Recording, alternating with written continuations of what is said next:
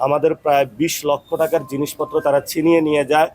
একটা হাইয়েস্ট গাড়িকে এমনভাবে ভাঙচুর করানো হয়েছে যে গাড়িটি আর ব্যবহারের যোগ্য নয়। ইন্টারপোরও একটা ছেলের চোখ তুলে নেওয়া হয়েছে, সে কখনো পৃথিবীতে আলোর চোখ দেখতে পারবে না। আমাদের জেলা সদস্য সচিব তার হাত ভেঙে দেওয়া হয়েছে।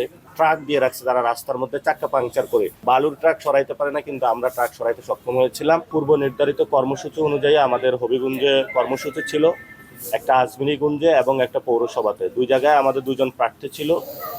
আমরা আজমিরিগঞ্জের প্রোগ্রাম শেষ করে যখন হবিগঞ্জের প্রোগ্রাম শেষ করেছি, সেখানে পৌর মেয়র প্রার্থী মুবিন ভাইকে ঘোষণা করলাম। এতে অনেকে আতঙ্কিত হয়ে পড়লো। এরপরে আমরা যখন ঠিক বের হচ্ছিলাম, তখন আমাদের যে মিডিয়া টিমের গাড়ি, সেটাতে দফায় দফায় হামলা হলো।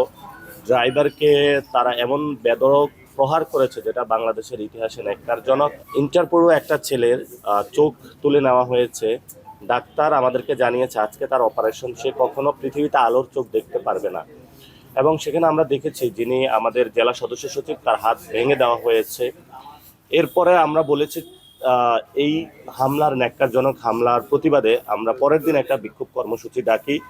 বিক্ষোভ কর্মসূচিকে ঠেকানোর জন্য আওয়ামী স্টাইলে পুলিশ সেই একই পোশাকে, যেই পোশাক একটা সময় আওয়ামী লীগের আমলে একই কায়দায় কর্মসূচি বানচাল করতো, সেই বিএনপির আমলে এসে তারা সেখানে ছাত্রদলের একটা কর্মসূচি দেখিয়ে 144 ধারা জারি করলো।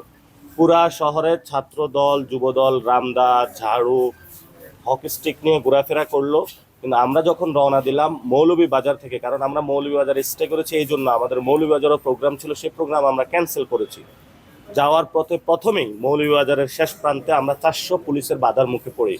আমরা সেই ব্যারিকেড ভাঙার পরে যখন একটু সামনে আগাইলাম, এরপরে দেখি আমরা ট্রাক দিয়ে রাখছে তারা রাস্তার মধ্যে চাক্কা পাংচার করে। সেই ট্রাককে আমরা রাস্তার থেকে সরাইলাম। যদিও অনেকে বলে যে বালুর ট্রাক সরাইতে পারে না, কিন্তু আমরা ট্রাক সরাইতে সক্ষম হয়েছিলাম। এরপর আরেকটু সামনে আগিয়ে দেখি আমরা সেখানে ট্রাক্টর দেওয়া রাস্তায় এলো পাতাড়ি করে, সেগুলো আমরা সরাইলাম। এরপরে ওইখানে গিয়ে দেখি 500 পুলিশের পরে হলো এপিবিএনের পরে হলো বিজিবির পরে হলো ছাত্রদল, যুব দলের সন্ত্রাসীরা, যাদের হাতে দেশীয় অস্ত্রপাতি ছিল। আমরা একটা উপত্যকা পড়ে গেলাম, ডান পাশেও পাহাড়, বাম পাশেও পাহাড়। ওইখানেও তারা অস্ত্র, দা, কুড়াল এবং দেশীয় যে অস্ত্রগুলো সেগুলো নিয়েছিল।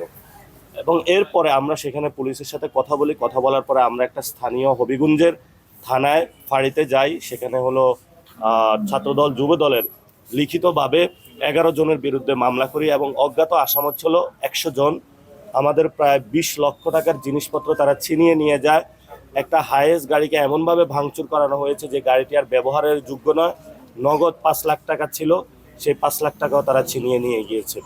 আমরা বলবো যে আমরা একটা ফেসিবাদী বাংলাদেশ থেকে উত্তরণের পর যখন একটা নতুন গণতান্ত্রিক বাংলাদেশের স্বপ্ন নিয়ে এগোচ্ছি, সেই সময় এই ন্যক্কারজনক হামলা এবং আমাদের উপর অত্যাচার, চোখ কেড়ে নেওয়া, মালামাল চিন্তা পুরো দেশবাসী প্রত্যক্ষ করলো। আমরা এখনো চাই শান্তিপূর্ণ একটি বাংলাদেশ, যেই বাংলাদেশে আমরা গণভোটের রায় বাস্তবায়ন এবং আমরা আওয়ামী যে নৃশংস হত্যাযজ্ঞ হয়েছিল 2024-এ, সেই নারকীয় হত্যাযজ্ঞের বিচার চাই আমরা বাংলাদেশে।